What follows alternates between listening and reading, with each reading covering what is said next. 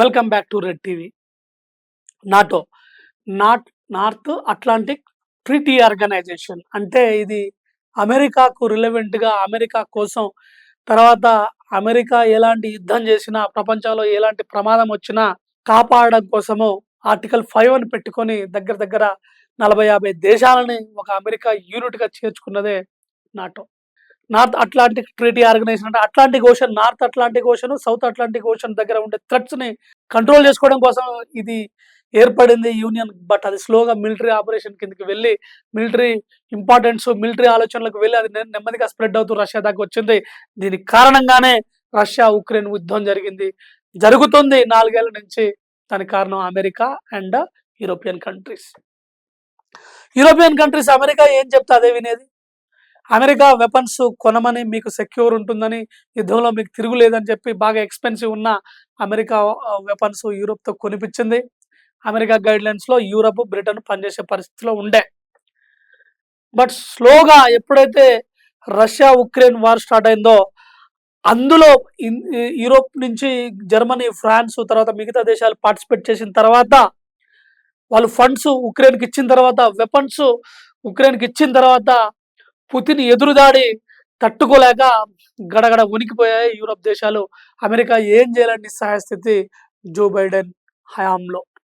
దాని తర్వాత ట్రంప్ వచ్చాడు, నేను యుద్ధాన్ని ఆపుతా, ఉక్రెయిన్ రష్యా యుద్ధాన్ని ఆపుతా, నేను చెప్తే పుతిన్ వింటాడు అన్నాడు. చర్చలు ట్రై చేశాడు, అది ఫెయిల్ అయిపోయింది.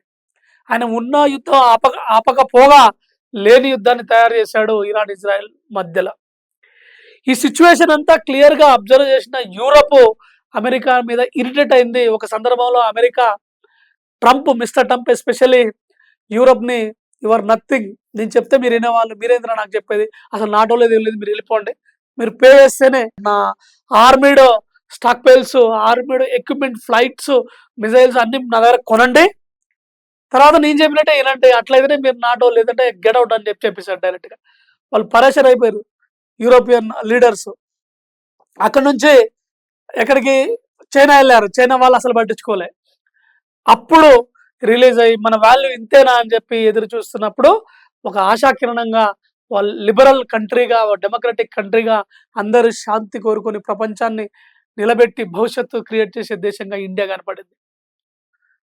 ఇండియాకి వచ్చారు, మనతో నెగోషియేట్ చేసుకుని వెళ్ళిపోయారు. అంటే దీన్ని బట్టి నాటో అమెరికాకు దూరమైంది అనేది క్లియర్ కట్ డివిజన్ కనబడుతుంది. దాన్ని పూర్తిగా నమ్మాలా లేదా అనేది భవిష్యత్తు నిర్ణయిస్తుంది. అసలు కాన్ఫ్లిక్ట్ ఏంది, అమెరికాది, రష్యాది, చైనాది అని చూస్తే వాళ్ళు ప్రపంచ ఆధిపత్యం కోసం ప్రయత్నిస్తున్నారు. ముఖ్యంగా సూపర్ పవర్స్ అయిన USSR, it means Russia, United states of America, it means American country. American కంట్రీలో ఉన్న చుట్టుపక్కల ఉన్న స్టేట్స్ కానీ, లీడర్స్ కానీ ప్రతి ఒక్కరు వరల్డ్ డామినేషన్ చూస్తారు. వాళ్ళు డామినేషన్ చేయకుండా, వాళ్ళ డెసిషన్ బయటకు వెళ్ళకుండా వాళ్ళు తట్టుకోలేరు. చైనా, రష్యా ఏంది, రష్యాకు ముందు నుంచే నేనే సూపర్ పవర్ని కదా, అమెరికా ఏంది అనేది వాళ్ళిద్దరి మధ్య ఎప్పటి నుంచో రైవాలరీ ఉంది. ప్రపంచ యుద్ధాల టైంలో ఉంది, తర్వాత మిగతా టైంలో కూడా ఉంది. అయినా వాళ్ళు అలా ఉన్నారు. మధ్యలో చైనా వచ్చేసి నేనే నెంబర్ 1 అవ్వాలని ట్రై చేస్తూ ఉన్నారు. ఈ ఆధిపత్యం కోసం, ప్రపంచం మీద కంట్రోల్ కోసం ఈ పరిస్థితులన్నీ ఏర్పడి యుద్ధాల వరకు దారితీస్తాయి. బట్ ఇండియా ఎప్పుడు కూడా ప్రపంచ పెద్దన్న అవ్వాలనో, లేకపోతే ప్రపంచాన్ని కంట్రోల్ చేయాలనో, ప్రపంచాన్ని డిక్టేట్ చేయాలనో ఎప్పుడు అనుకోలే. రీసెంట్గా లాస్ట్ 10+ ఇయర్స్ నుంచి, అంటే 12-13 సంవత్సరాల నుంచి చాలా సీరియస్ చేంజెస్ జరిగాయి. ఇండియాలో ఒక గ్లోబల్ పవర్గా ఎదగడానికి ఏమేం కావాలో అన్ని మనం ఏర్పాటు చేసుకున్నాం. మనది high population country, biggest democratic country of the world. మనకున్న కాన్స్టిట్యూషన్ ఆర్టికల్స్ ఏ దేశంలో లేవు. మనకున్న అమెండ్మెంట్, అంటే కాన్స్టిట్యూషన్ మార్చాలంటే కూడా చాలా పెద్ద ప్రాసెస్ ఉంటుంది, అంత ఈజీ కాదు. దానివల్ల కొన్ని లాభాలు ఉన్నాయి, కొన్ని నష్టాలు ఉన్నాయి. తర్వాత శత్రువు మిత్రువు అనే తేడా లేకుండా, అవసరం ఉండి ఆకలి అన్న వాళ్ళు, ఇబ్బందులు ఉన్న వాళ్ళని మనం కాపాడతాం. మోస్ట్లీ సామరస్యంగా, వివాదాలు లేకుండా, యుద్ధాలు లేకుండా ప్రతి సమస్యను తీర్చగలిగే కెపాసిటీ ఇండియాకు ఉందనేది వరల్డ్ మొత్తం రికగ్నైజ్ చేసింది. మనకున్న హైయెస్ట్ యూత్ పాపులేషన్, మనకున్న highest doctor exporting, engineering exporting, ఇవన్నీ ప్రపంచ స్థాయిలో ఇంప్రెస్ అయింది. ఇంకొకటి ఏంటంటే యుఎస్లో కానీ, ఇంకా మిగతా దేశాల్లో కానీ ఈవెన్ గల్ఫ్‌లో గాని ఎన్ఆర్ఐసే ఎక్కువుంటారు. మన ఇండియన్సే పోయి అక్కడ ఎక్కువుంటారు. మన టాలెంటు, మన డెడికేషను, మన పీసు, మన మైండ్ సెట్ చూసి ప్రపంచ స్థాయిలో అసలు వీటో పవర్ ఇండియాకుండాలి. శాంతిని కాపాడే ఒకే ఒక్క దేశం ఇండియా. యుద్ధాలకు వెళ్ళకుండా పరిస్థితులను అర్థం చేసుకొని సపోర్ట్ చేసేదే ఇండియా. మిగతావి కావు అనేది ప్రపంచ దేశాలందరికీ రిలీజ్ అయింది. పపువా న్యూగినియా సంబంధించిన అధ్యక్షుడు ఏకంగా మన మోడీ గారి కాళ్ళు మొక్కి బ్లెస్సింగ్ తీసుకున్నారు. అంటే అది మనకు డామినేషన్ కింద ఫీల్ అవ్వలేదు. రెస్పెక్ట్ కింద ఫీల్ అవుతాం. మీకు G20 దేశాల్లో ఆఫ్రికన్ కంట్రీని తీసుకొచ్చి మనం పెట్టాం. ఆఫ్రికా నుంచి ఒక రిప్రజెంటేటివ్ ఉండాలి. ఆ కాంటినెంట్ నుంచి ఎవరు లేరండి. వైట్ కంట్రీస్ అన్ని అపోజిట్ చేసినా మనం తీసుకొచ్చి పెట్టాం. అందుకోసమే ప్రపంచంలో పెద్దన్న పాత్ర భారత్‌కు నిశ్చితంగా ఉంటది. నిశ్చయంగా ఉంటదనేది ఎక్స్‌పర్ట్స్ అంచనా. ఎందుకంటే యుద్ధంలో పార్టిసిపేట్ చేసి రష్యా దెబ్బతిన్నది. ఇప్పుడు అమెరికా దెబ్బతింటుంది. చైనా ఆల్రెడీ బిజినెస్ ట్రేడ్ అనేది ఇంటర్నేషనల్ లెవెల్‌లో యూరోప్, ఆఫ్రికా తర్వాత అమెరికా నుంచి దూరం పెరిగిపోయి అది తగ్గిపోయింది. కమ్యూనిస్ట్ దేశం చాలా అప్పుల్లో కూరుకుపోయింది. మ్యానుఫ్యాక్చరింగ్ ఎక్కువ ఉన్నా, అగ్రికల్చర్ బాగా ఉన్నా దాని మెయింటెనెన్స్ లేక పీపుల్స్ ఆర్మీని కంట్రోల్ చేయలేక అందులో ఏడ తిరుగుబాటు వస్తదో, ఏదొస్తదో ఆ దేశంలో ఆ పరిస్థితి ఉంది. అయితే మనకున్న ఎకనామిక్ గ్రోత్, జీడీపీ స్టాండర్డ్, తర్వాత మనం చేసే స్పేస్ రీసెర్చ్ ఇవన్నీ కూడా ఈవెన్ నాసా వాళ్ళు కూడా ఇస్రోతో కలిసి పనిచేస్తారు కాబట్టి మనకు పెద్దన్న పాత్ర వచ్చే అవకాశం ఉందని చెప్పొచ్చు. అయితే ప్రపంచానికి పెద్దన్నగా ఉండాలంటే ఏ పాయింట్ కన్సిడర్ చేయాలని ఒకసారి చూస్తే స్పేస్ రీసెర్చ్‌లు నాసాకు కాంపిటీటర్‌గా, తర్వాత ది బెస్ట్ ఫ్రెండ్‌గా ఇస్రో ఉంది. తర్వాత ఓషన్ మీద ఆధిపత్యం ఉండాలి. ఇండియన్ ఓషన్ మీద మన ఆధిపత్యం ఉంది.